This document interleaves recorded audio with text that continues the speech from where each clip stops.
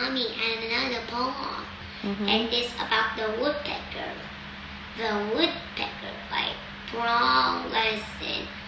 A woodpecker pecked a little round hole. It made its home in a telephone pole. One day when I saw it poked out its head and hide it behind of a telephone pole. One day a thunder of a stormy came and a lightning of thunder go flashing off the light.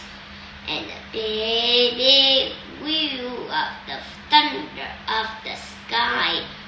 The woodpecker colored it red and hide it behind of a telephone pole. That's all. Yes. Okay.